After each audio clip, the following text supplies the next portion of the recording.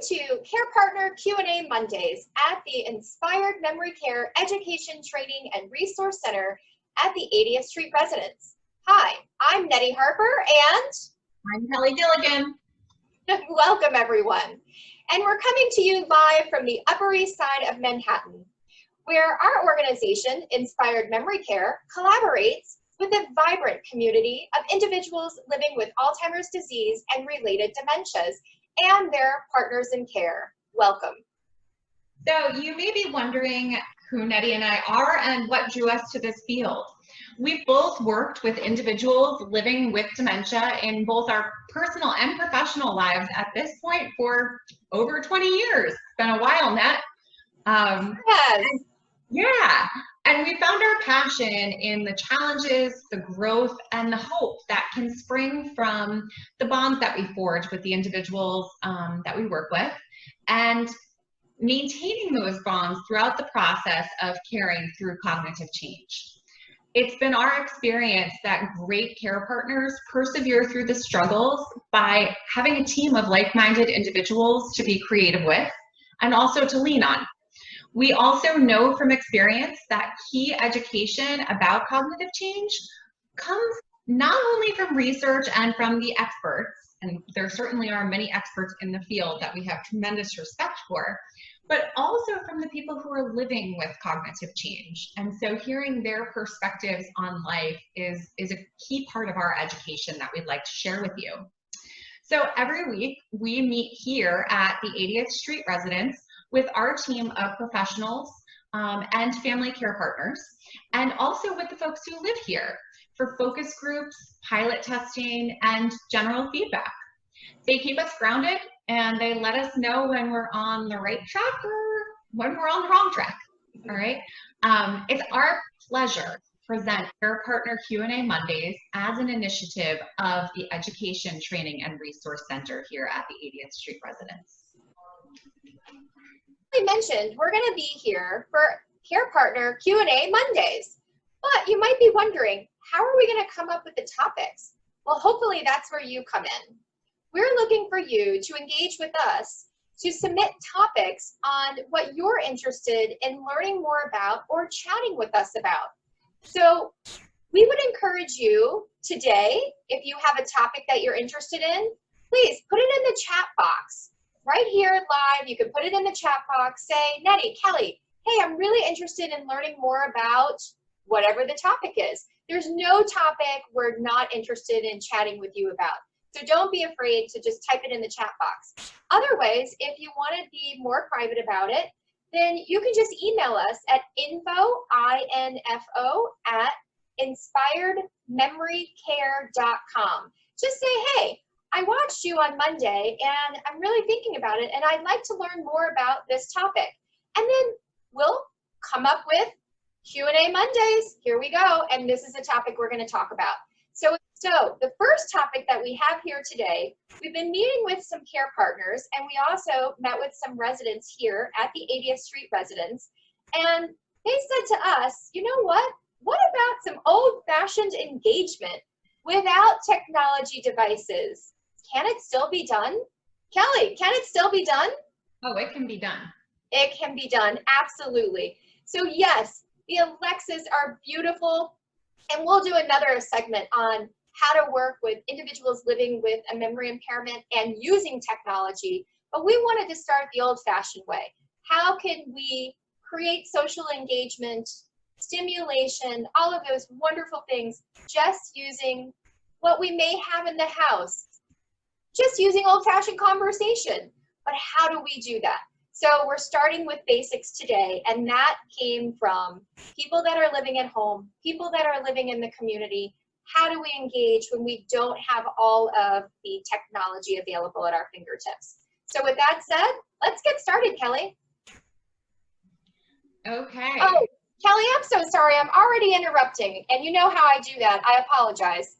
Quite all right. Throughout this conversation, please, if you have any questions, we're going to be monitoring the chat box throughout. So just go ahead and type right in there any questions you may have, and then we'll just go ahead and we'll take a pause. We'll answer the questions and so forth.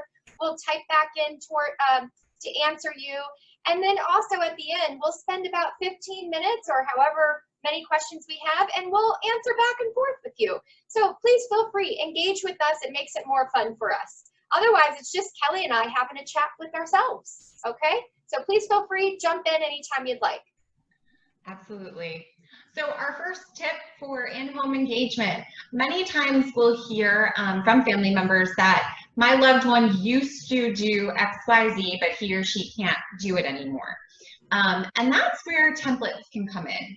Templates are simple modifications that we can make so that an individual living with cognitive change can stay oriented to what he or she is doing, what the rules are surrounding what he or she is doing, or to break down the task. And they can pretty much apply for anything. When you think about putting something together, you may have an instruction manual or an instruction book. You didn't necessarily know exactly how to move from point A to point B for that process. And if it's not something you've done routinely, you certainly don't know what the process is. For someone who's forgetting or going through cognitive change, the same thing can be happening even with a task or activity that they've done many times. So for instance, what's up on the screen right now is a simple checkerboard. And this is actually from a client that we worked with in the community who was struggling with boredom. He was struggling with depression and some grief after losing his wife. And as a result, his cognition was changing. So he brought a home health aide into his home, and she was responsible for kind of structuring his day and supporting him. And there was a lot of boredom going on, and they weren't necessarily connecting. So we spoke with the client, we spoke with the client's son, and one of his prior passions had been chess. Unfortunately, chess was not a game that was still accessible to him. So client's son had tried checkers. Checkers is obviously very simple, but follows some rules that are similar and creates a similar experience. But even during the checker game, the client was becoming a little bit lost in what color he was and what direction he was supposed to be playing. And that created a bit of friction and struggle with the home health aide. So that was the perfect opportunity for templating. And what you can see up on the screen is the actual template that I created kind of on the spot with them. It's a handwritten template, high contrast because this particular gentleman, Mr. Arnold, could read, and it's in black font on a white background. So very, very easy to see, very visible. And all it says is what color his opponent is and what color he is and which direction they're each moving in. As a result of the template, he was able to successfully engage with checkers with his home health aide for about an hour at a time, and it became a ritual where the two of them would play an old-fashioned game of checkers for cognitive stimulation every day. The new problem that arose from the template being created was that he was beating the home health aide at checkers, and she was becoming very frustrated. She was a bit of a sore loser. So again, a template can really help a person engage. The key is to look at the process and figure out what the necessary adaptation is that needs to be made with the template. And Nettie and I can talk a little bit more about some other examples later in the presentation. Also, if this is an area where you think, well, this could be useful for me and my loved one, or useful for my loved one and his or her professional care partner, shoot us a message in the chat box and we can do a segment that goes much further in depth into templating. Nettie? Good idea, Kelly. I think, templates are really useful in not even just areas of engagement and socialization, but also in freshening up processes such as brushing teeth or taking showers and things like that. So yeah, I think that's a great idea. If you have more interest in templates, as Kelly said, just type it in the chat box and we can do a whole segment on templates. Absolutely. As you can see here, so Kelly went into checkers. I have a strong liking of cards, and many of my clients also have that strong liking. So it's always wonderful when I'm partnered with a client that loves cards, because it's really fun to engage with someone who has a similar interest. I also am a bit of a sore loser too, Kelly, as you know. So, I have to kind of contain myself when I lose. So this is another template that we use, because I don't know about you, but I often, I engage sometimes in rummy, but also in poker. So actually on New Year's Eve, I gather with friends and I play poker, and I'm always embarrassed by saying, wait, does a flush beat this? Does this beat that? And so what we've done for our friends is we've created templates so that nobody ever feels embarrassed to ask those questions. So I say, you know, templates can be good for anyone, whether you're living with cognitive change or not.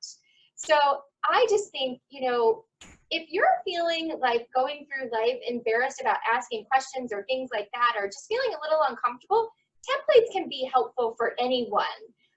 So I just throw that out there because in my own life, I'm using templates on, you know, my socialization with playing poker, because I only do it one time a year, right? So with clients here at the 80th Street, we do play a lot of different card games. And so what we do is everyone will have what you see here, this template where it shows what a set would look like, where it shows what a run would look like. And each person will receive that template so that they're not consistently asking, well, what is a set, or what is a run, or what beats what, or what is this, and how do I play? And it really minimizes the questions and it increases their confidence. So templates can actually increase people's confidence, and templates and card games can be really good for people who have a strength in recognizing numbers, recognizing colors, and also have familiarity with playing cards. So again, one of the things when Kelly and I are looking at engagement opportunities, we're looking at what are the strengths of our clients.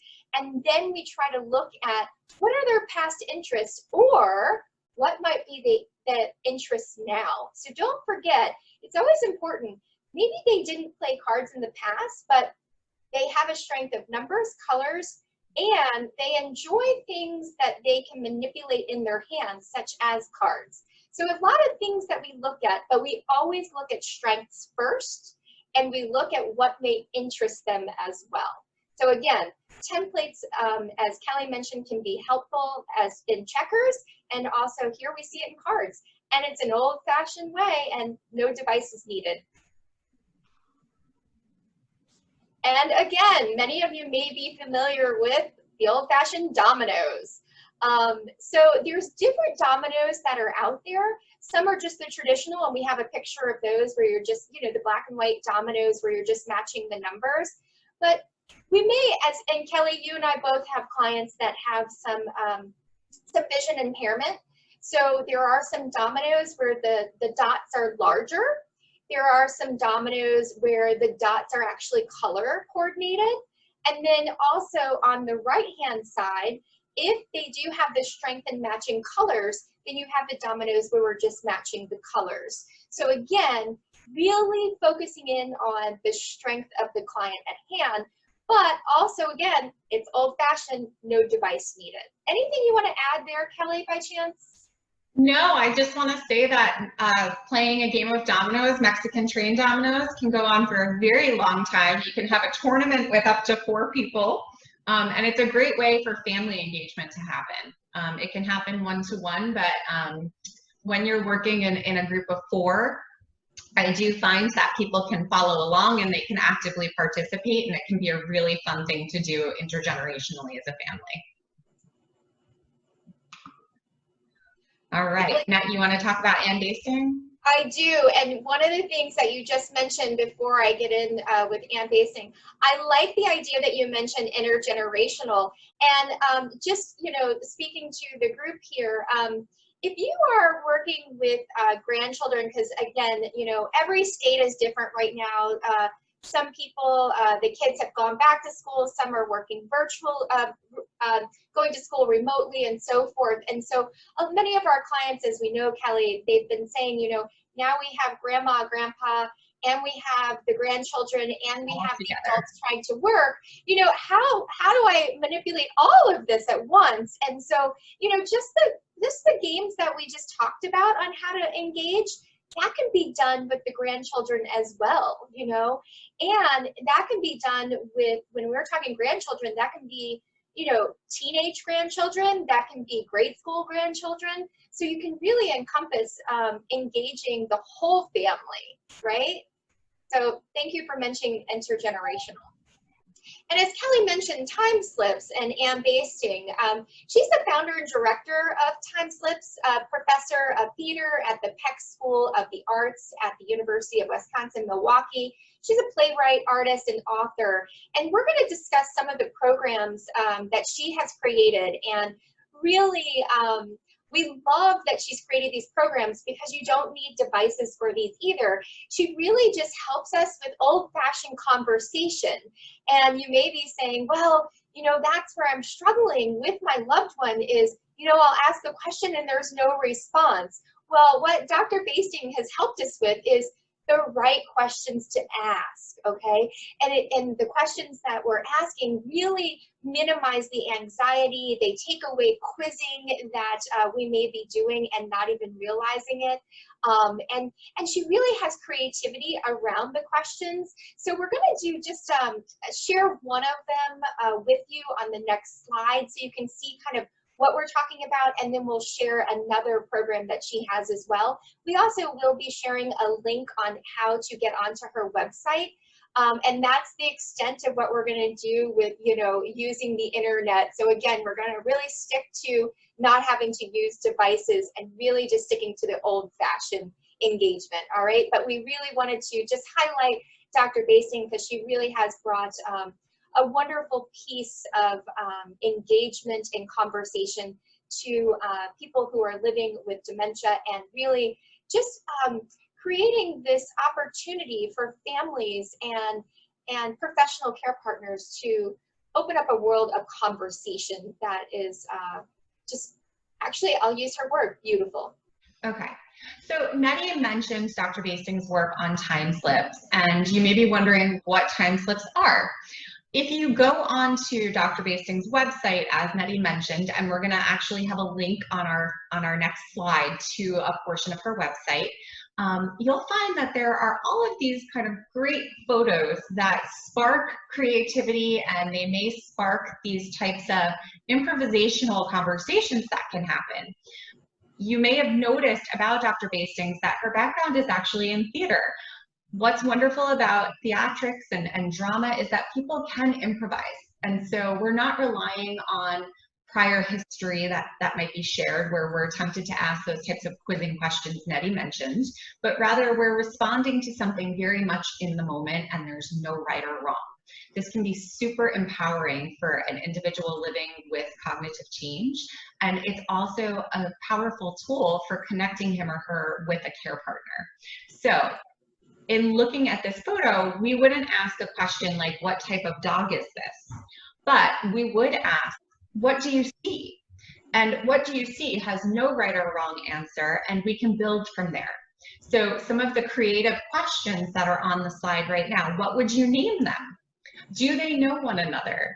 What do you think will happen next? These kind of facilitate creativity, they facilitate narrative, and there's this opportunity for building that comes out of that type of conversation, that line of discussion.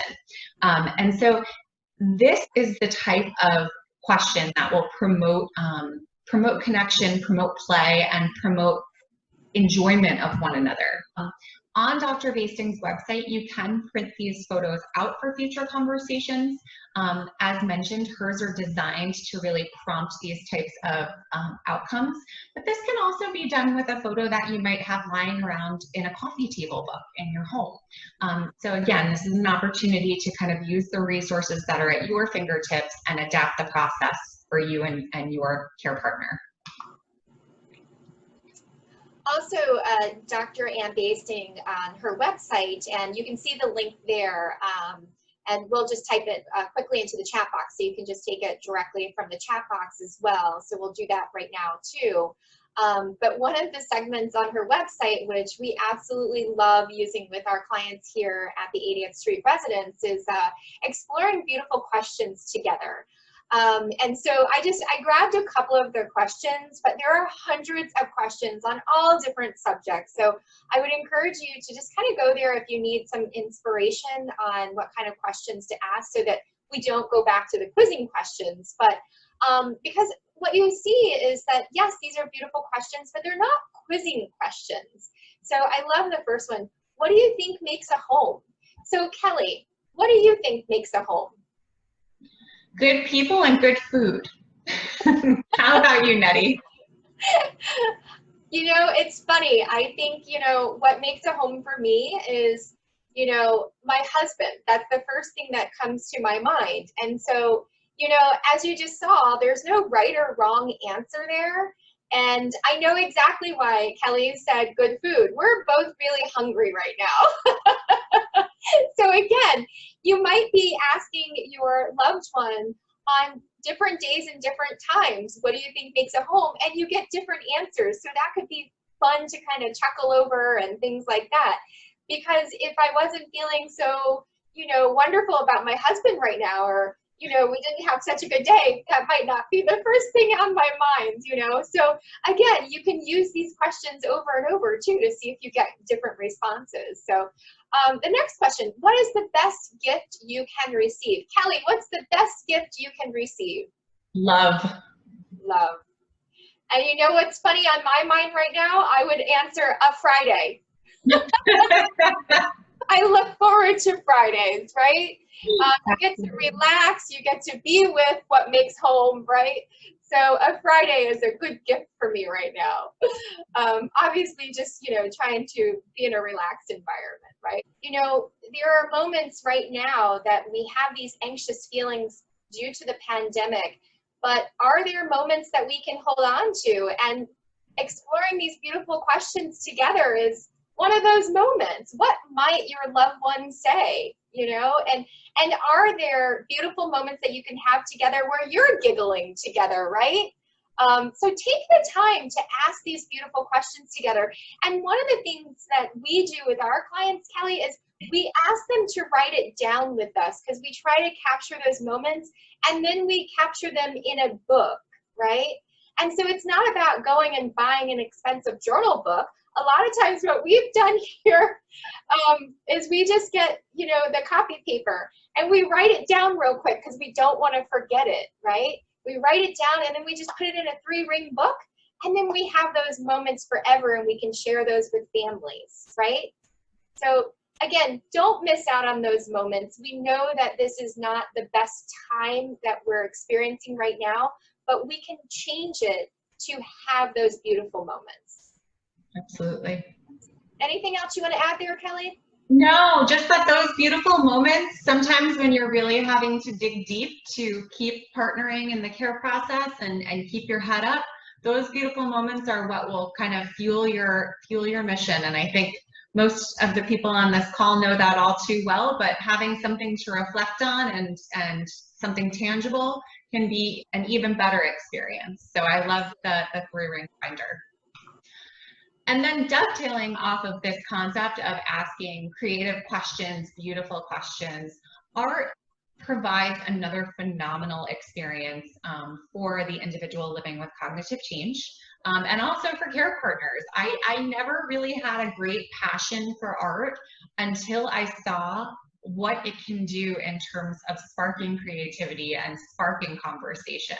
And oftentimes the art is just the springboard. We look at the art together and then we're on to a completely different topic because people think in non sequiturs. We think kind of off the spur of the moment and we follow the thread.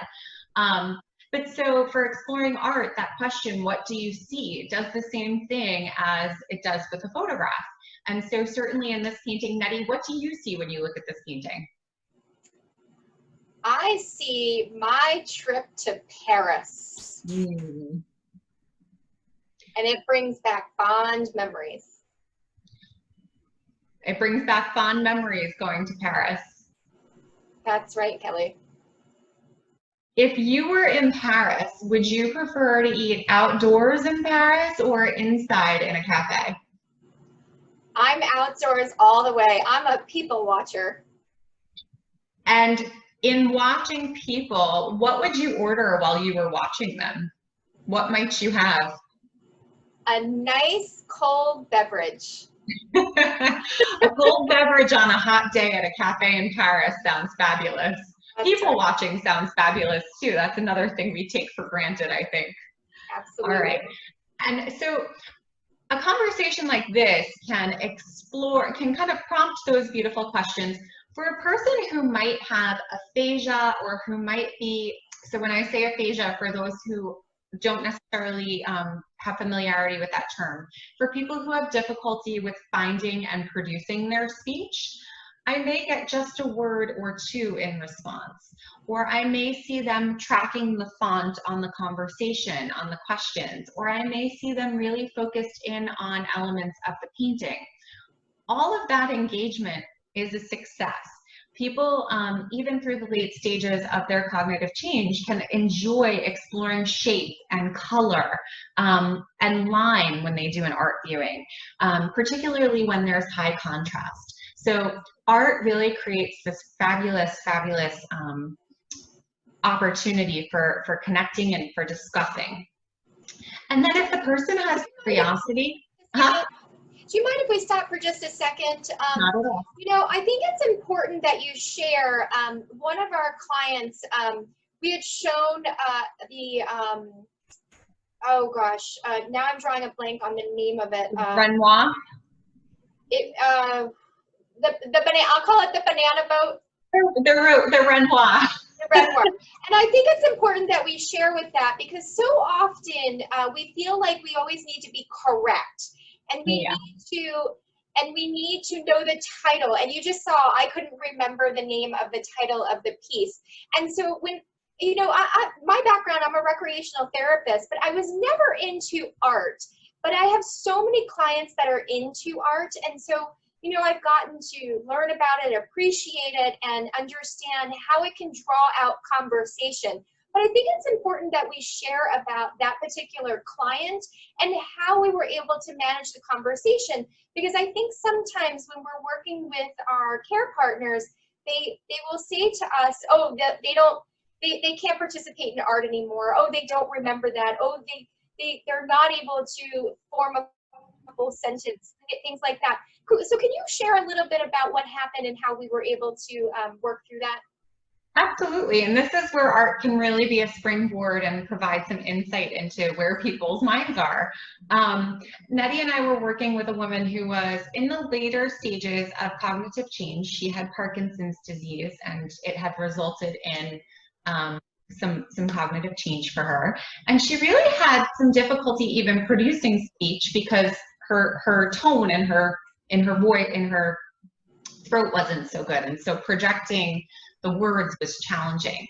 And so it was therapeutic just for her to be engaging in conversation. And that's also important to think about. What are your outcomes? What are your successes? And what are you defining as a success?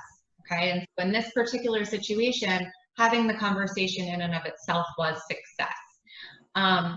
So we were doing a viewing and we were looking at a Renoir. I don't actually remember the title of it right now either, Ned. It's not just you.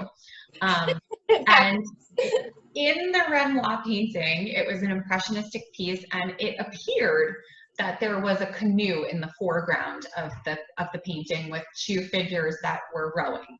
Okay. And I was working with this particular client, and I always ask that wonderful question, what do you see? And she looked at the painting, and she looked close, and she looked far away, and she said to me, I see a banana. And I was a bit caught off guard, but I looked back at the painting, and what I saw was that the canoe that was in the foreground was shaped exactly like a banana. And because it was an impressionistic painting, it was painted in a very yellow color, and it 100% looked like a banana. And so that opened up a little bit of conversation where I was able to say, are you referring to this shape right here that is shaped just like a banana? And she said, yes, it's a banana. And I said, you know, is a banana a fruit that you like? Is it something you enjoy eating? And it took the conversation in a completely different direction. We were no longer speaking about the art in any capacity, but it did give me insight into the fact that, number one, the woman with whom I was working was hungry, and number two, it opened a whole new line of conversation about fruits and vegetables and preferences, and none of it was necessarily factually based on the art.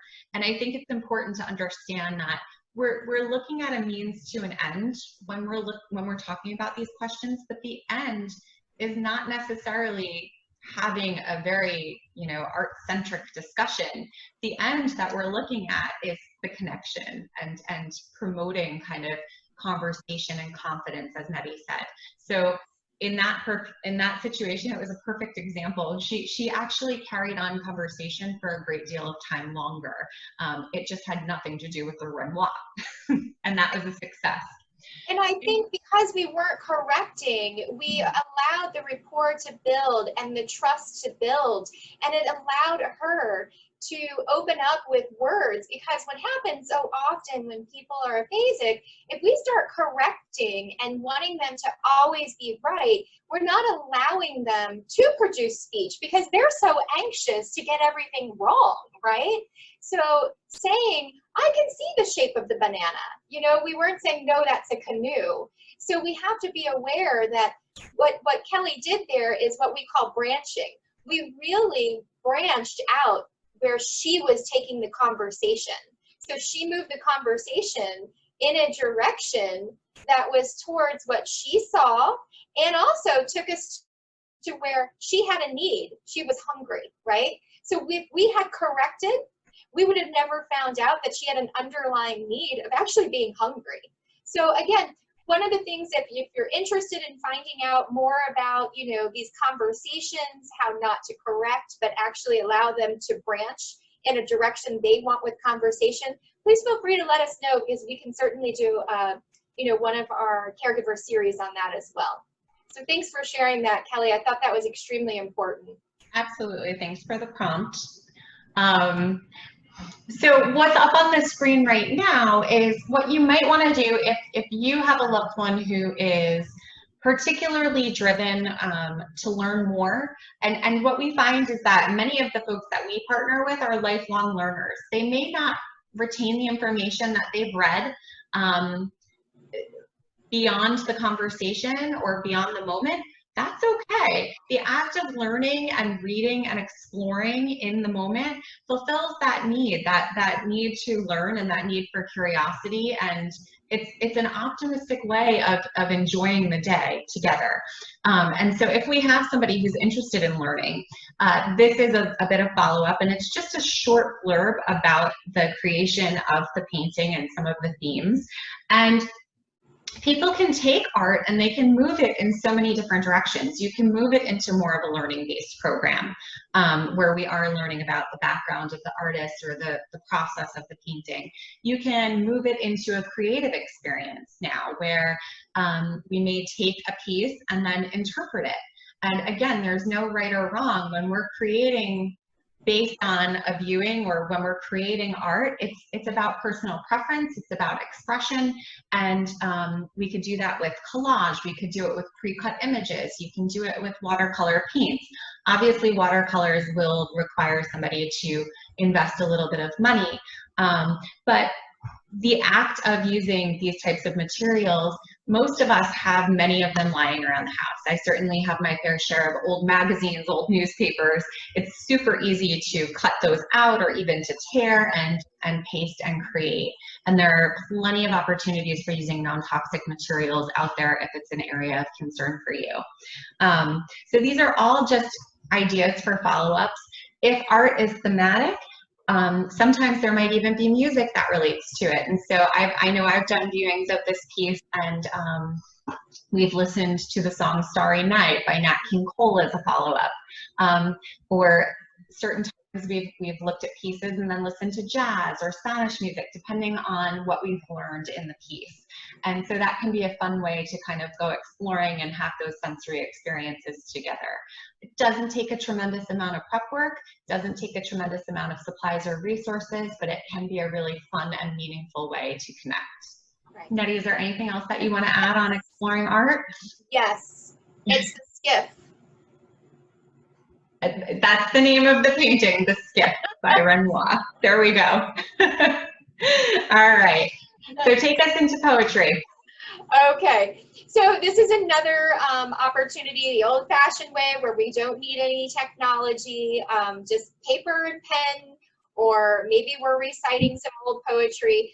But this is, again, we're focusing on people's strengths, and we're focusing on that we don't have to do, it has to be this way. So there's no right or wrong in poetry. Did you know that?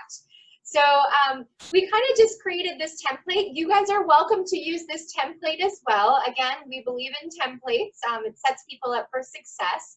And you can see in this one, we just kind of put in there, name an emotion, name a color, it smells like, it tastes like, it reminds me of, it sounds like, name another emotion. And then we just put something at the bottom.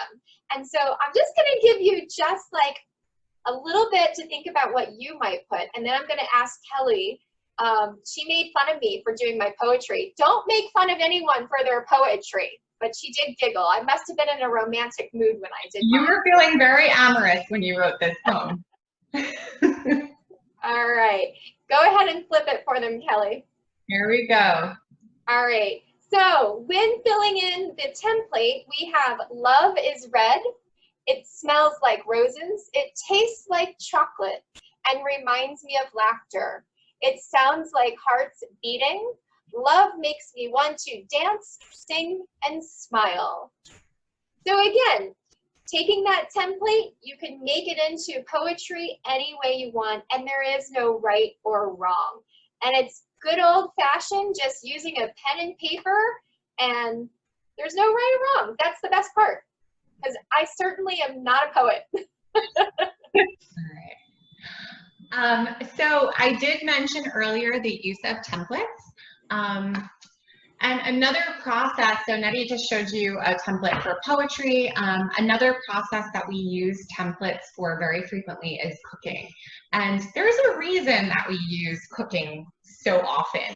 I think oftentimes when we have individuals who are living in their own homes independently, and they may have some support come in and take over certain areas of their lifestyle for them. If cooking was an area of passion, or if it was something that they got joy out of, or a sense of control, when that gets taken away, that's taking away a piece of the person's identity.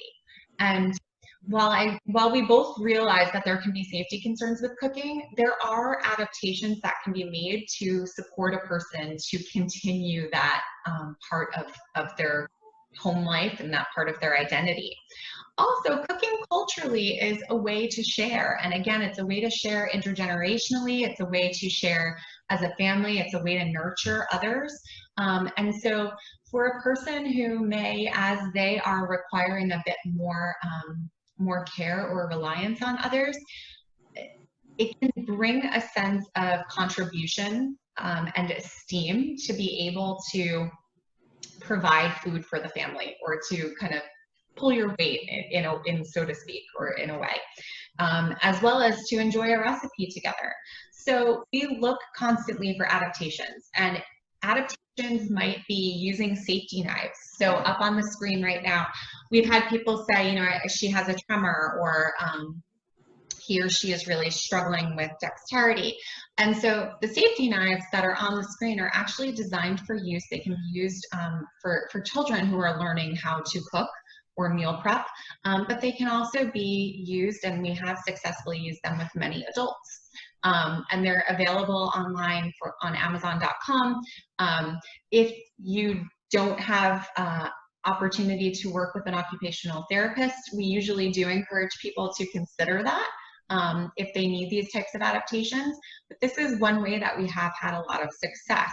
If a person can't use the safety knife successfully, it might be by tearing that they have involvement, right? Tearing lettuce, or it might be with crushing. I used to do a lot of baking programming, and we would often use crushed nuts or mashed fruits. So what are some creative ways for the person to be able to have a role in the meal prep process? Contrast in the cutting board. As we mentioned earlier, using high contrast for people, particularly when there's vision change, can be very, very helpful. And so I like a blue cutting board because there aren't a lot of blue foods out there. And so oftentimes what we're cutting is not blue, but the key is to find something that's a different color from the blade of the knife and different color of the fruit or vegetable or other thing that's being chopped, okay? We can use matching when it comes to cooking, and Nettie and I have certainly shown pictures of the way a food is supposed to look and ask the individual to help use that as a cue. I actually, Nettie mentioned that templates work across the lifespan for all people. I use a lot of templating for my husband when it comes to cooking. If you try to get him to cook without some type of picture of what a thing is supposed to look like, it can come out really, really sideways. So for him, photographic instructions and matching is something he can do. It provides an opportunity when you're doing culinary programming. Again, look at the personality. Is this someone who is a very traditional person who wants to build a sense of legacy with their family and enjoy old recipes and old flavors that may be familiar? Or is this someone really adventurous who might bond over exploring new cuisine and new cultures, who has that kind of sense of, this is novel and exciting for me and I want to try it out? So think about the person that you are partnered with and what he or she might really benefit from, and also what you might benefit from, because this is another opportunity where you're supporting one another and it's not just a one-way relationship. Nat, anything you want to add on cooking? No, I think that was great. Thanks for sharing all that. That was great. Absolutely. So Kelly, I think this concludes our Care Partner Q&A Monday. I look forward to seeing everybody back here next Monday, same time, and you may see us in a different place. As you all know, we are here at the 80th Street Residence. However, we are, as you can see, Kelly and I are social distancing because we are not wearing masks. We didn't think that we should wear our masks while trying to speak to you, so we are in separate rooms so that we could bring this to you and you could hear us a bit better. So in order to do that, we do have to find rooms where other people are not in. So we may be in a different place the next time. However, we will be on the Upper East Side. Thank you to the 80th Street residents for allowing us to have our training, resource, and education center here and collaborating with us on our on-demand webinars. The residents here help us with our subscription activity programming. Anytime that we bring a new activity program to our subscription program, they actually offer their advice and wisdom to, they're not afraid to actually give us that feedback. They let us know that, wow, that really stunk. Or they'll say to us, wow, that you really hit a home run with that one. You can add it to your subscription activity program. So certainly if you want to learn more about our activity programs, please feel free to go to our website at inspiredmemorycare.com and you can see what we've put together. We also do offer a certification program. Right now, everything is virtual. So it is a 3-day virtual program. The one that we have that's being offered in August is currently sold out. We will stay tuned. We will be offering another one here shortly. But again, right now, we do offer a 3-day virtual certification program. If you'd like more information, you can find that on our Inspired Memory Care site. To learn more about the 80th Street Residence, you can also find the link right here. It's 80thstreetresidence.com. Please feel free to visit their website, and you can also take a tour virtually. Please just contact them right on their website, and they would be happy to assist. Again, we'd like to thank you for joining us here on Monday, and we'll be back again same time next week. Until then, stay inspired.